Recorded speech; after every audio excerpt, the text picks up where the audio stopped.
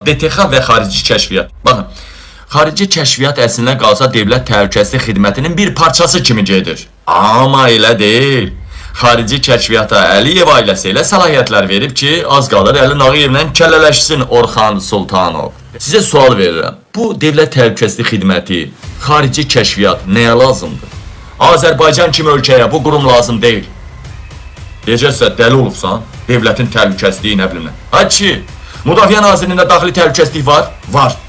Sərhəd qoşunlarında daxili təhlükəsizlik var? Var. Daxili İşlər Nazirliyində var? Var. Daxili qoşunlarda var? Var. Beləmədən, bütün nazirliklərdə, güc nazirliklərində, Fövqəladə Hallar Naziri qarışıq, o güc nazirliyindəki orada bircə dənə tapança var, hamısının daxili təhlükəsizlik idarəsi var. Bəs daxili təhlükəsizlik idarəsi varsa bütün qurumlarda, hələ 4 dənə qurumda kiber təhlükəsizliklə mübarizə qurumu var, bütün Pegasus cihazlarla təmin edilibsə, Dövlət Təhlükəsizlik Xidməti nəyə lazımdır? Xarici kəşfiyyat nəyə lazımdır? Sizə Allah'a ant verirəm. Bir təsəvvür edin ki, bütün nazirliklərin kəşfiyyat qurumu varsa, daxili təhlükəsizliyi varsa, bu nəyə lazımdır? Azərbaycanda Dövlət Təhlükəsizlik Xidməti və xarici kəşfiyyat nəyə lazımdır? Biz Dövlət Təhlükəsizlik Xidməti və xarici kəşfiyyat eşidəndə ancaq yadımıza nə gəlir? Avropadakı, daxildə və xaricdə müxalifəti məhv eləmək üçün qurum, müxalifəti susturmaq üçün, məhv eləmək üçün qurum yada düşür.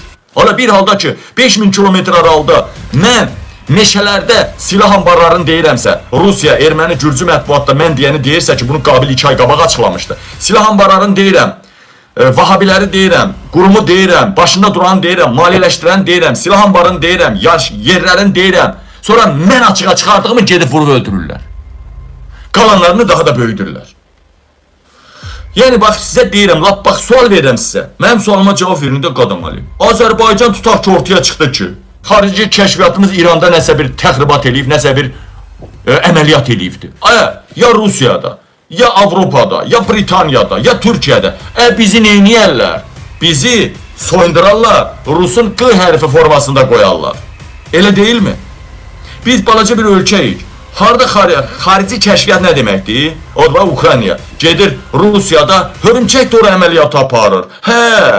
Evinin qabağında Rusiyanın ən böyük generallarını havaya uçurdur. Biz nə eləyə bilərik? Biz bunu eləyə bilərik? Eləsə aqibətimiz necə olar?